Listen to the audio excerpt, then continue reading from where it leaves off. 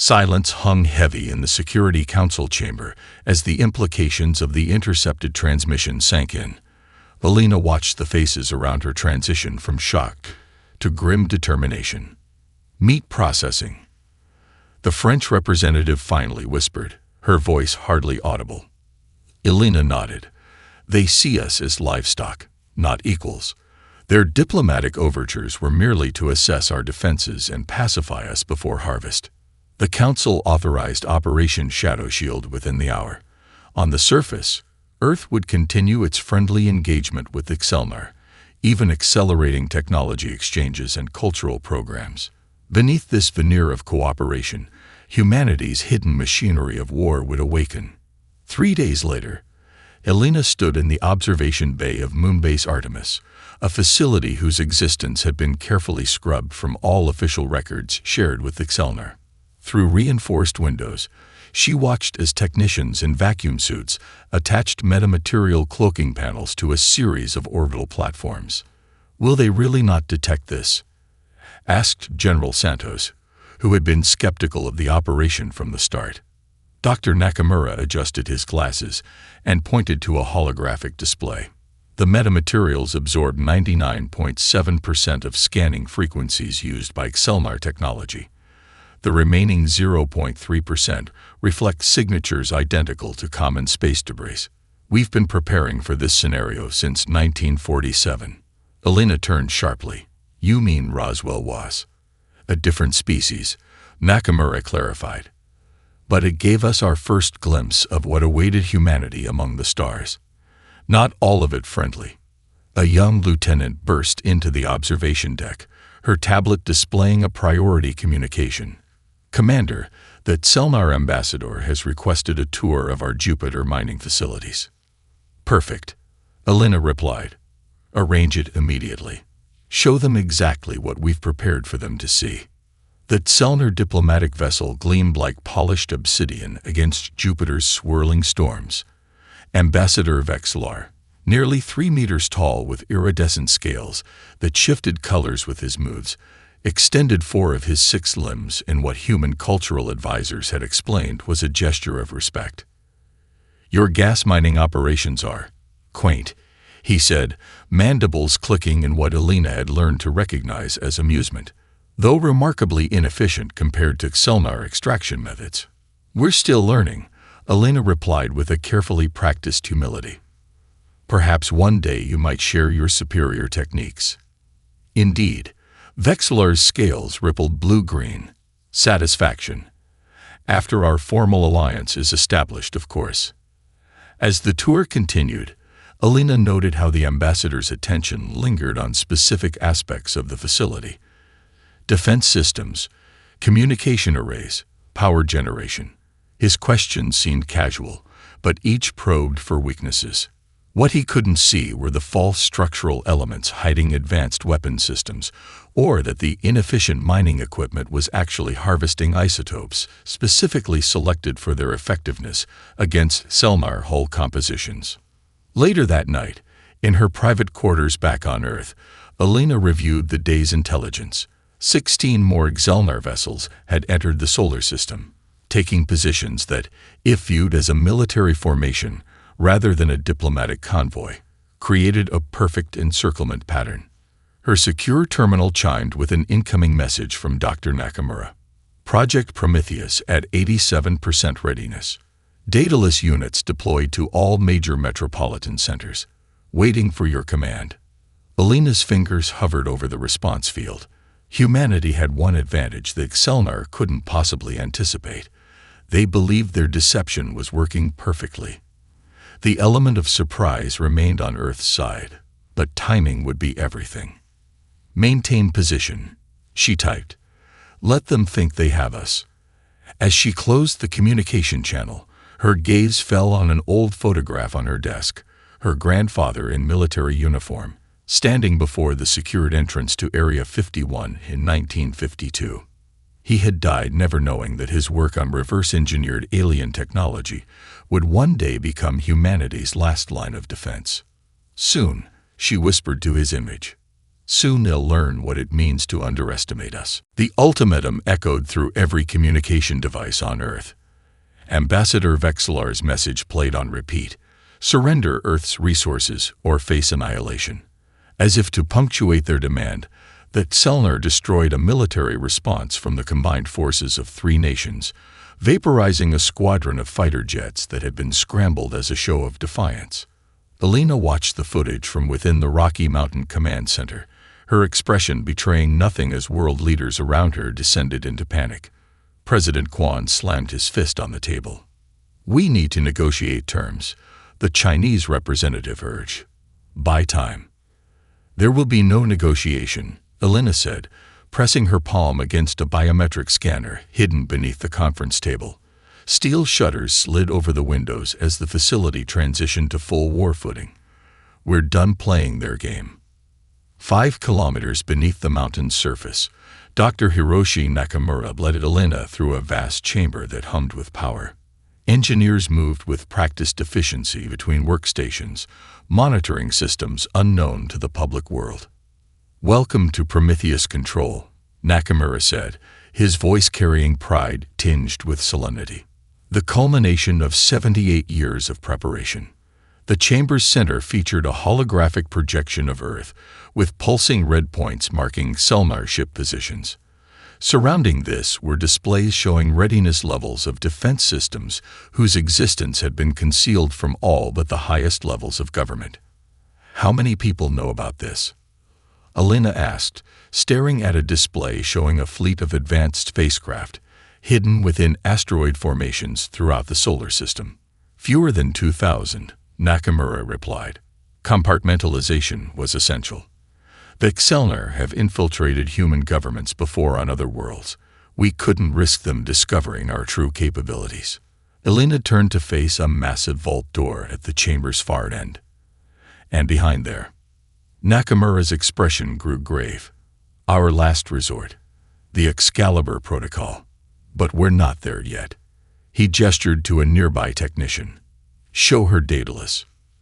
The hangar stretched for nearly a kilometer, its dimensions obscured by shadows and the sheer scale of what it contained. Alina's breath caught as lights activated sequentially, illuminating row after row of mechanized combat units, each standing 15 meters tall, their surfaces a patchwork of terrestrial engineering and reverse-engineered alien technology. 143 Daedalus units, Nakamura said with quiet intensity, piloted through neural interfaces by soldiers selected from special forces worldwide.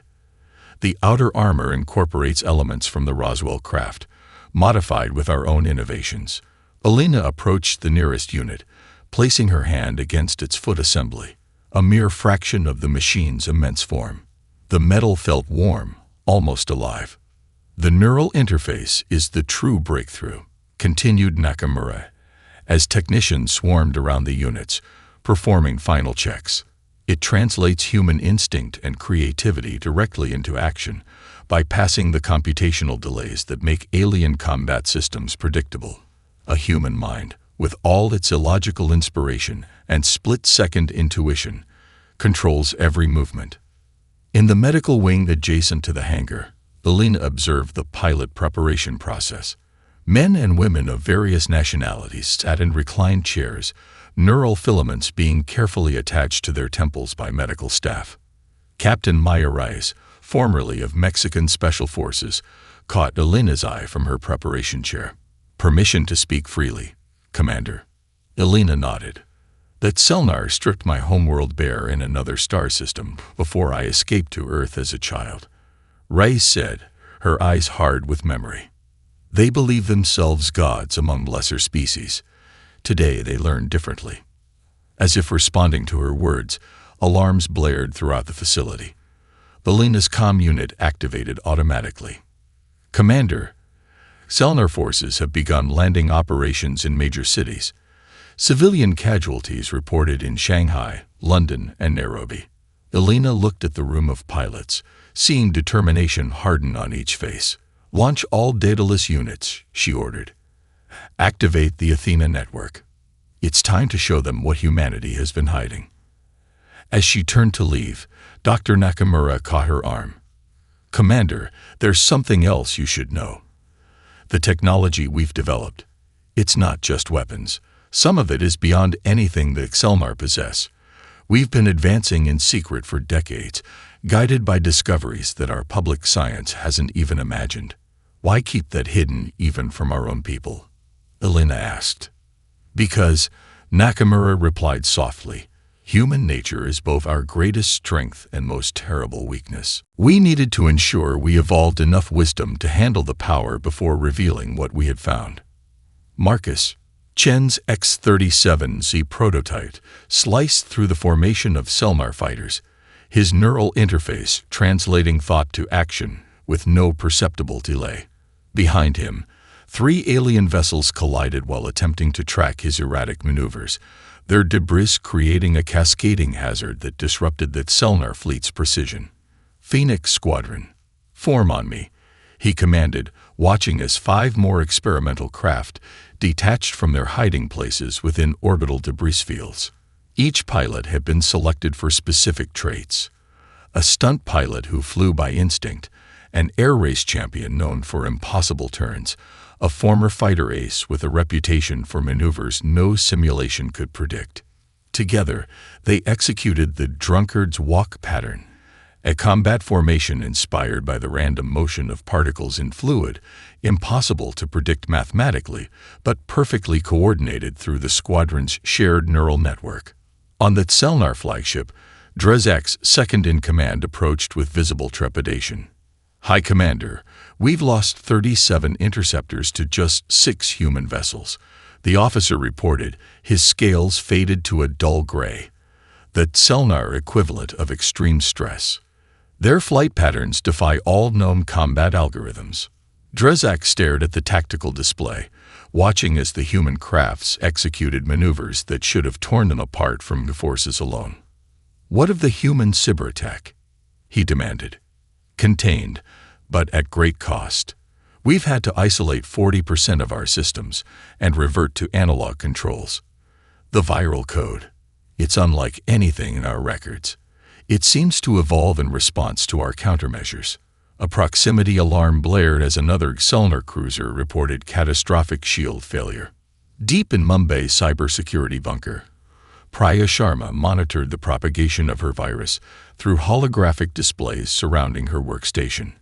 What had begun as a school project analyzing quantum encryption had led to her discovery of a fundamental vulnerability in the mathematics underpinning Selmar systems. "They're implementing a Level 4 containment protocol," she reported to the team of specialists around her, "shifting to isolated subnet architecture." General Abezi leaned forward. "Can you bypass it?" Priya's fingers danced across her interface without hesitation. "Already done. They think in linear sequences. I built the virus to think like water, finding every possible path forward." On her command screen, a new message appeared from Elena. "Deploy Phase 3. Priya smiled. "Now we show them what human hackers can really do." In orbit around Mars, automated facilities that had been disguised as research outposts suddenly activated, powering up massive electromagnetic launchers, each fired in perfect sequence, launching specially designed projectiles toward the Selnar fleet. These weren't conventional weapons, but strategic electronic warfare packages, devices that, upon impact with Selnar shields, would disperse clouds of microscopic bots designed to attach to hull materials and transmit false sensor data. Admiral Kwan watched from the bridge of the U.S. Defiance as the swarm approached the enemy fleet. "Status on the Antarctic array. Charged and ready," Admiral, her tactical officer reported, awaiting optimal dispersion of the Mockingbird drones.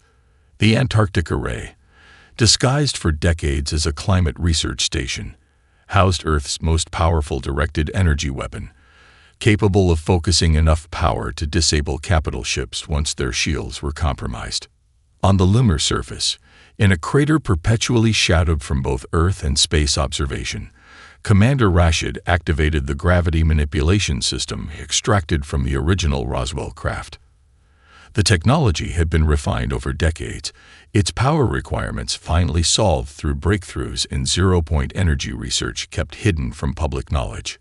"Gravity lens deployed," he reported to Alina. "Target acquisition in progress." The system didn't attack Selnar ships directly. Instead, it created subtle distortions in local spacetime that played havoc with the aliens' navigational systems and weapon targeting.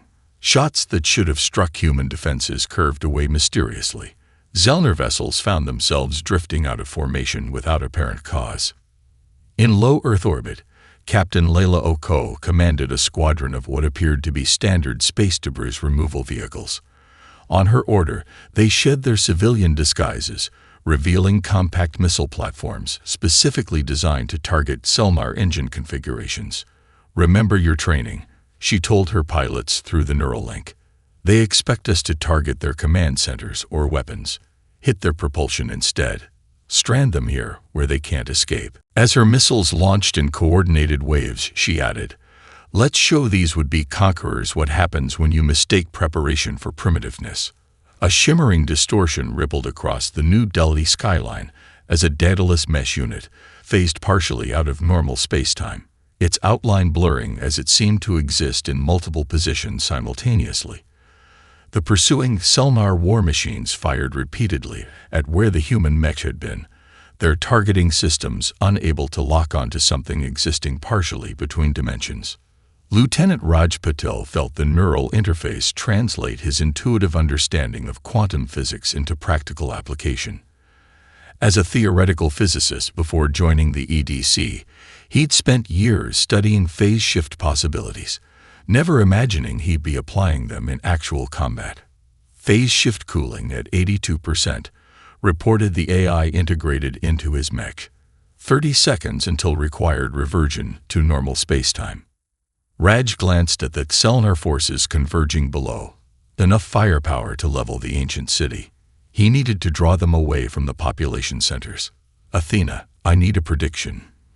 He sub-vocalized to the quantum AI, networked across all human defense systems. The response came instantly, not in words, but in battle intuition fed directly to his mind. A complex strategy involving timing his phase reversion to create a cascading failure in the Selnar formation. It wasn't the mathematically optimal solution. It was a creative one, incorporating psychological elements that Selnar wouldn't anticipate.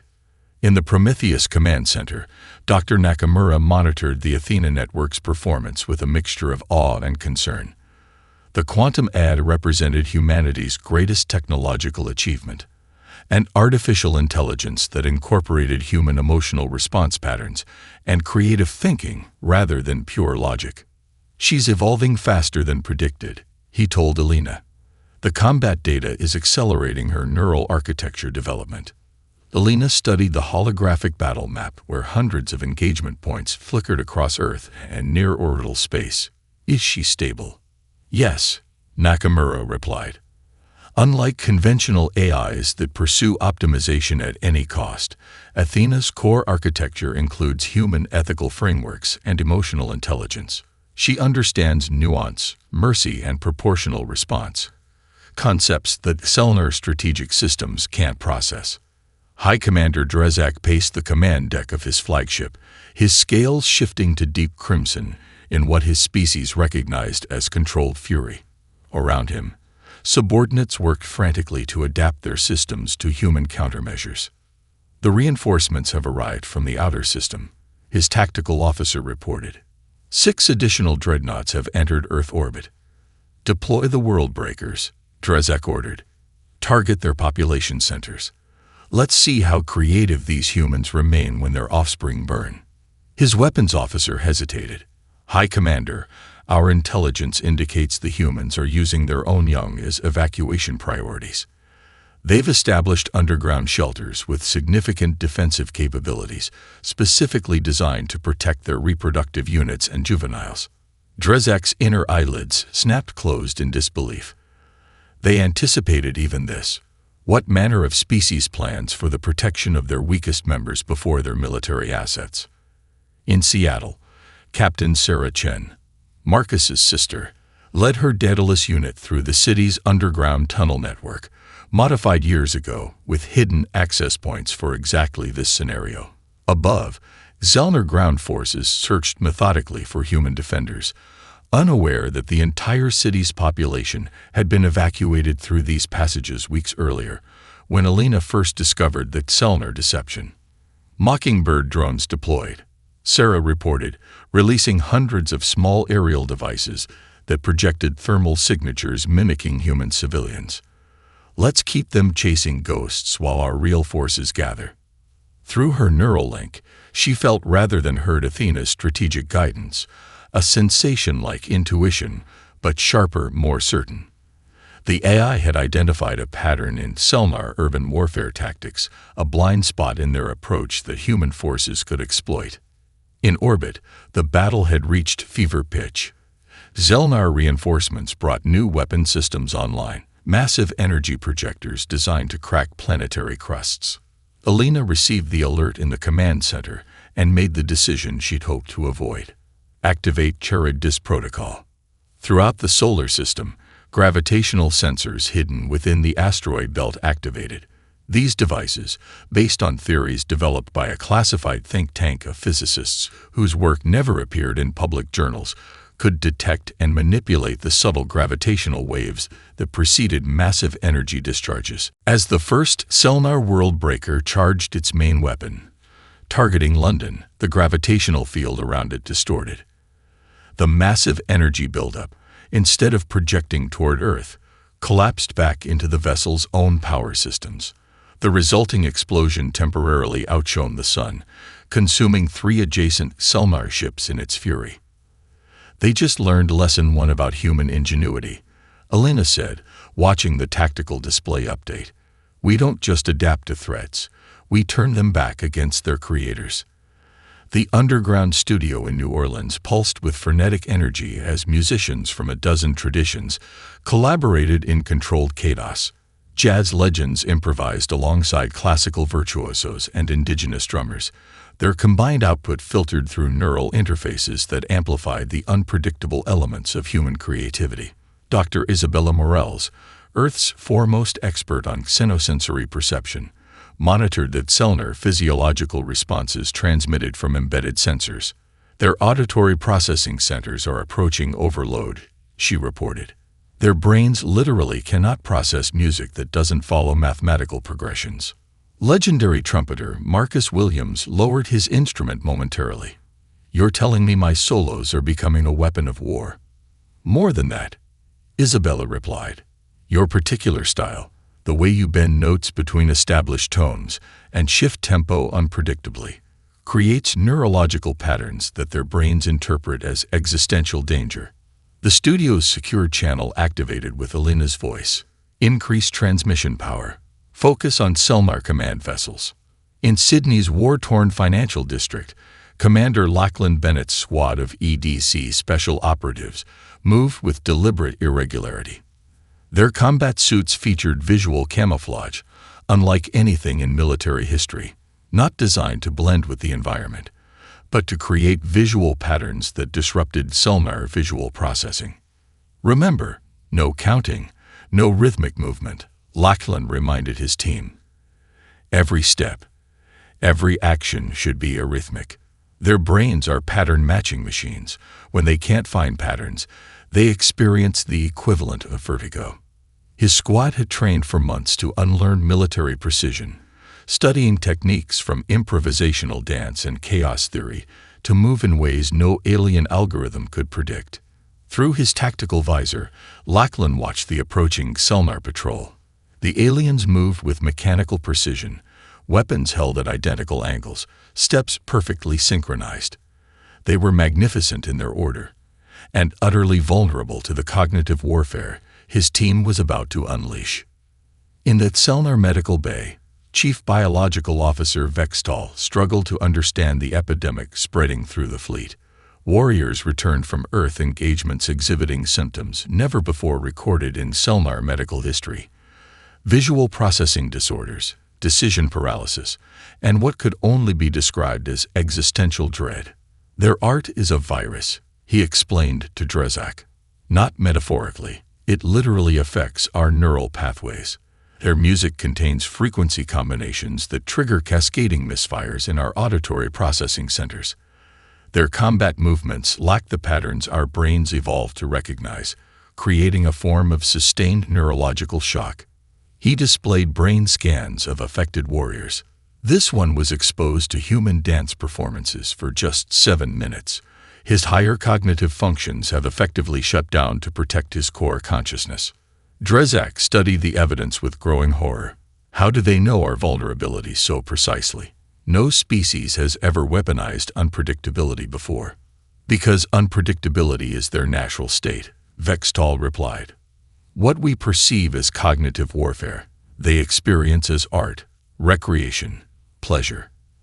They don't just tolerate chaos, they embrace it. In Moscow's underground bunker, 10-year-old piano prodigy Alexei Petrov played before an array of specialized microphones. His music, beautiful by human standards, but deliberately composed to contain key elements that would disturb Selmar neurological processing, was being broadcast directly into the command frequencies of the invasion force above the city. Combat telemetry showed Selmar soldiers removing communication devices, some collapsing as their sensory organs struggled to process what, to human ears, was simply an unusually creative sonata. Dr. Yevgeny Sokolov, who had studied Selmar neurophysiology from captured specimens for decades, watched with professional fascination. Their brains evolved in an environment with predictable patterns. Their home world has no weather variations, no seasons, no biological diversity compared to Earth. They literally cannot comprehend the randomness that humans not only tolerate but celebrate. He turned to Elena on the secure channel. Commander, we've discovered something remarkable. The Selmar aren't just tactically vulnerable to human unpredictability. They're existentially threatened by it. Our chaos challenges their entire worldview. They're not just losing a war. They're experiencing a collective philosophical crisis. Elena's response was thoughtful. Then perhaps it's time for the final push, not just against their fleet, but against their certainty. Activate all cultural transmission channels. Show them everything. Our art, our music, our literature. Every contradiction, every paradox, every beautiful inconsistency that makes us human. The Pacific seafloor trembled as massive hydraulic systems activated, opening titanium alloy doors that had remained sealed for decades.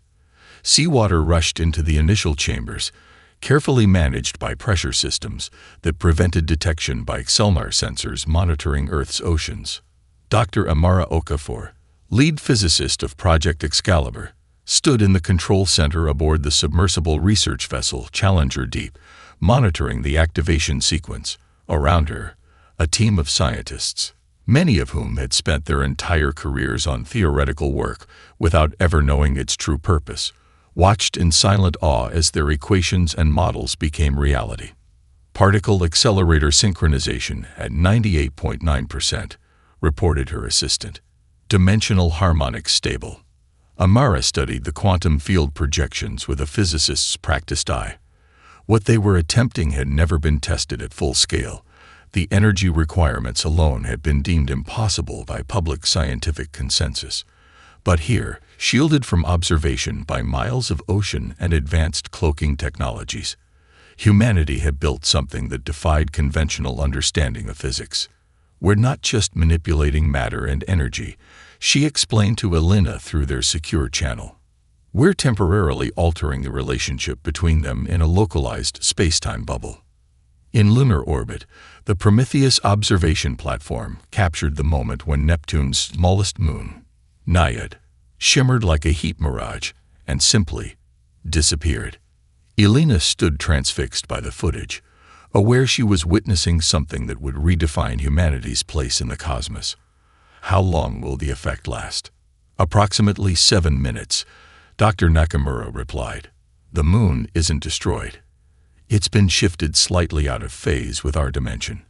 When the effect dissipates, it will return precisely to its original position and state. The demonstration had been carefully calculated.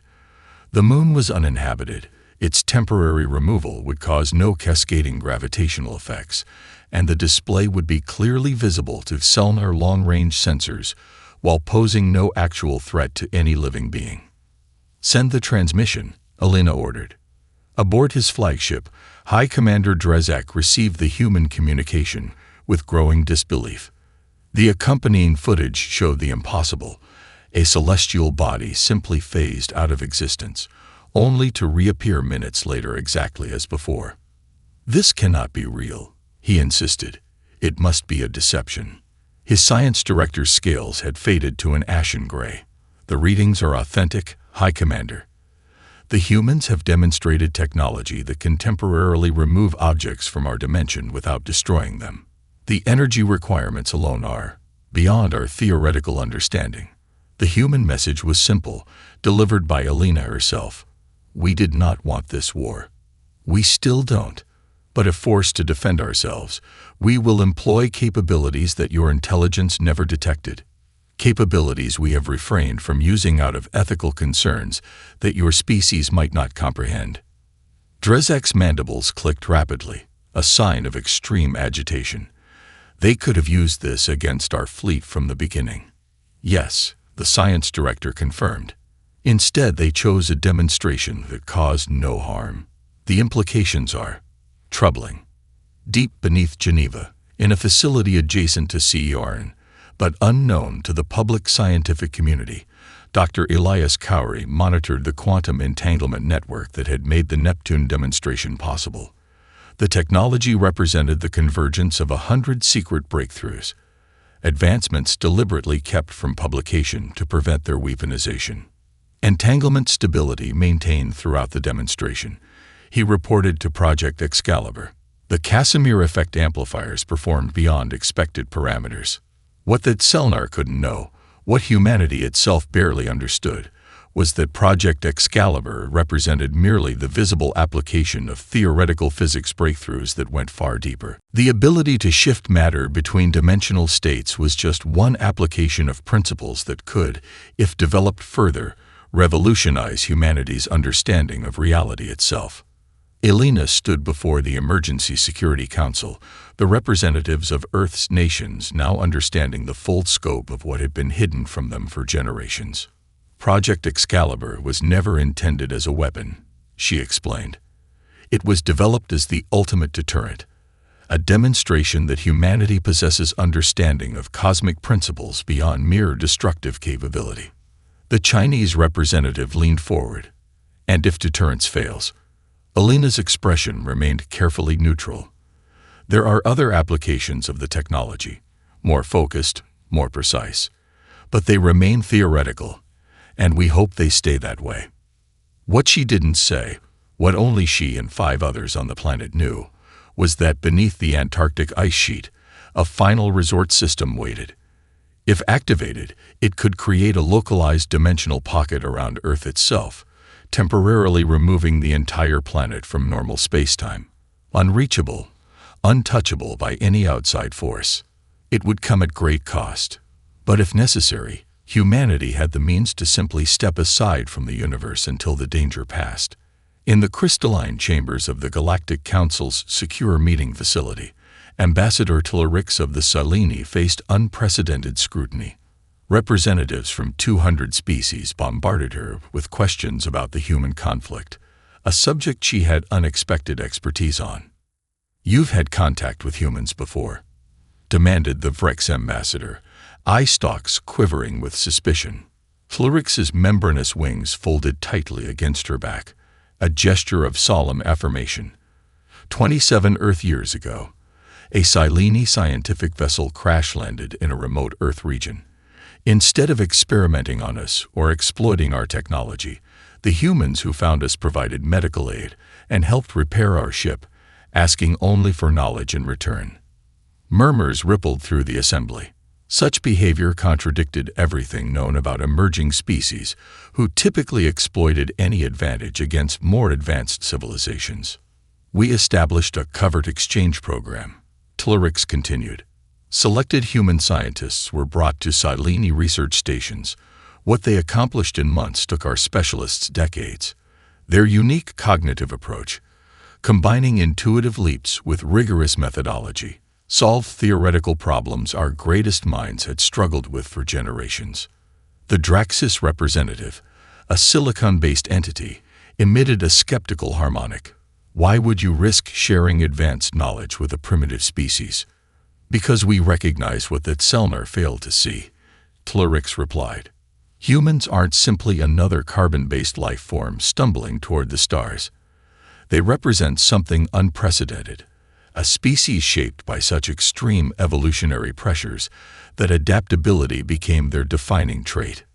In a secure meeting facility beneath Geneva, Alina faced the first delegation of non-hostile extraterrestrials most human officials had ever encountered. Representatives from 17 species, all former victims or targets of Selnar expansion, had arrived covertly to establish diplomatic relations with Earth. Kavol, the crystalline being who had marveled at humanity's evolutionary history, projected a holographic display of the galaxy. That Selnar have controlled this region for over 12,000 years, he explained, highlighting a vast section. Their technological advantage seemed insurmountable, until you. We didn't seek this conflict, Alina responded. We were prepared to join the galactic community peacefully. That is precisely what makes your species remarkable, said Mylax, an aquatic diplomat whose translation device conveyed her harmonics into human speech. Most species who achieve the technological capacity to resist typically share the Selnar's expansionist impulses. You develop your capabilities in secret, not for conquest, but anticipating the need for defense. We've had practice, Alina replied grimly. Human history is filled with would-be conquerors, which is why you succeeded where others failed, Kavol noted. You understand predators because your own history is marked by predation among yourselves. You recognize deception because you've practiced it on each other. The Selnar's greatest mistake was assuming their experience with other conquered species would apply to yours. Deep within the Selnar Emperor's sanctum, the High Scientific Directorate presented their final analysis of the human conflict, a document so sensitive that those who prepared it would be euthanized after its delivery to ensure the information never spread. The humans possess something we have no paradigm for, the chief analyst explained, his voice steady despite knowing his execution would follow this presentation. A cognitive architecture that embraces contradiction rather than resolving it. They cooperate and compete simultaneously. They create both art and weapons from the same materials. They develop technologies for healing and destroying with equal innovation. The Emperor's inner eyelids closed in contemplation, and this makes them dangerous beyond their technological capabilities. Yes, Supreme One. Their unpredictability is not a temporary state but fundamental to their nature. More concerning, they appear to recognize this advantage and have weaponized it against our psychological vulnerabilities with startling precision.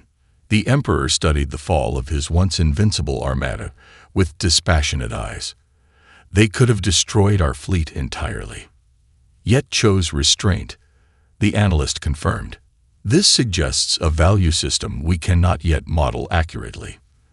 They fight with savage efficiency when threatened but demonstrate measured responses once the threat diminishes. A species of paradoxes, the Emperor mused. Perhaps that explains how they achieved in mere centuries what took the Selnar millennia. Across the galaxy, the ripples of Earth's resistance spread like quantum echoes. On Dravax Prime, a mining world stripped of resources for generations, workers aboard Selnar extraction platforms received encrypted transmissions from human hackers, technical specifications that allowed them to disable the neural inhibitors controlling their population. On Murata, an agricultural world whose native species had been reduced to servants, resistance fighters studied footage of human guerrilla tactics, adapting them to their own physiology and environment. The most profound change, however, occurred not in revolutionary action but in perception. Species that had accepted Selnar dominance as cosmic law suddenly glimpsed an alternative, not replacing the Selnar with their own empires, but establishing a balanced order where diversity of thought and approach became strength rather than weakness. As Alina told the alien delegates, Humanity doesn't want to rule the stars. We simply demand the right to exist among them, on our own terms. The Grand Assembly Hall in Geneva, constructed in mere weeks using a blend of human and alien technologies, gleamed under the light of an artificial aurora that served both as decoration and a sophisticated security field. Representatives from 117 spacefaring civilizations gathered for the signing of the first truly equal Galactic Concord. Elena, dressed in formal diplomatic attire rather than her commander's uniform, studied the faces and other sensory organs of the assembled delegates. 6 months ago, most humans hadn't known intelligent alien life existed. Now Earth stood at the center of a galactic realignment. The document before you represents something unprecedented. She addressed the assembly. Not dominance secured through superior firepower or technology, but cooperation founded on mutual respect for cognitive diversity. At the far end of the chamber, the Selnar delegation sat in isolation, their once resplendent diplomatic armor now simplified as required by the armistice terms. Ambassador Vexlar, who had once smugly presented Earth with an ultimatum, now avoided meeting Elena's gaze. In the private reception that followed the signing ceremony, Elena found herself approached by Senla, an ancient being from one of the galaxy's oldest civilizations. The Ardulan rarely participated in galactic politics, preferring observation to involvement. "You have accomplished something remarkable," Senla communicated directly into Elena's mind. The Ardulan method of conversation. Not merely defeating a superior military force, but changing the fundamental balance of thought in our galaxy. "We simply defended our home," Elena replied modestly. Senla's compound eyes shimmered with something like amusement. "No, you did far more. For 12,000 years, the dominant paradigm of galactic civilization has been order through uniformity. The Selnar approach. Your species has introduced a counterbalance, strength through diversity." The ancient being gestured toward the mingling delegates, some floating, some crawling, some existing as fields of energy rather than matter. "Look around you. Many of these species would never have communicated before. Their differences would have been seen as weaknesses to exploit rather than perspectives to value." In a garden terrace overlooking Lake Geneva, Dr. Nakamura shared sake with Kiefer and several other scientists from across the galaxy. What had begun as formal scientific exchange had evolved into something approaching friendship. "Your phase shift technology alone would have made your species noteworthy," Caval observed, crystal facets glinting in the evening light. "But it's your approach to knowledge that truly distinguishes humans." "How so?" Nakamura asked. "Most species pursue technological advancement in linear progression," explained Zorax, a methane-breathing mathematician from the Andromeda galaxy. "You develop technologies in parallel, often without clear practical applications, driven by curiosity as much as need. You invested resources in art and philosophy alongside weaponry and defense. This cognitive redundancy creates unexpected synergies." Nakamura smiled. "We call it pure research, or sometimes just following hunches." "Precisely," Caval replied. "Your willingness to pursue knowledge without immediate utility, to value understanding for its own sake, created the very advantages that saved your world." In what had once been the Selnar ambassador's private quarters, now repurposed as a neutral diplomatic space, Vexler requested a private audience with Elena. Security protocols had been meticulously negotiated, with both human and Selnar guards positioned outside. "You could have destroyed us entirely," Vexler stated without preamble, his once imperious demeanor replaced by something more contemplative. "Your phase shift technology alone could have removed our fleet from existence. That would have made us no better than you," Elena replied evenly. Vexler's scales shifted to a deep blue, a color Elena had learned indicated profound thought. "This concept of ethical restraint, it is not unknown to the Selnar, but we apply it only among ourselves. The idea of extending such consideration to potential competitors is novel. Perhaps that's your species' growth opportunity," Elena suggested without rancor. The Emperor has tasked me with understanding how a supposedly primitive species achieved what you have, Vexlar admitted. I have concluded that we fundamentally misunderstood what advancement truly means. We measured it in technological capability alone, failing to recognize that ethical and philosophical development might be equally significant. As the summit concluded, the newly formed Galactic Concord ratified its founding principles. Unlike previous galactic governance attempts, it explicitly valued cognitive diversity and prohibited forced homogenization of culture or thought. The document acknowledged that different evolutionary paths created unique perspectives, each potentially valuable in addressing the challenges facing sentient life. Earth, once considered an insignificant backwater, found itself in a unique position, not as a military power or technological leader, but as a philosophical keystone in a new cosmic architecture. Humanity's paradoxical nature, simultaneously cooperative and competitive, creative and destructive, logical and intuitive, offered a template for integration of seemingly contradictory approaches. As Elena told the final assembly, the universe no longer needs to tremble in fear of anyone's arsenal, secret or known. Perhaps the greatest weapon humanity possessed wasn't our technology or adaptability, but our stubborn insistence that differences can be strengths rather than weaknesses, that cooperation doesn't require conformity, and that true advancement comes not from dominating others, but from learning from them.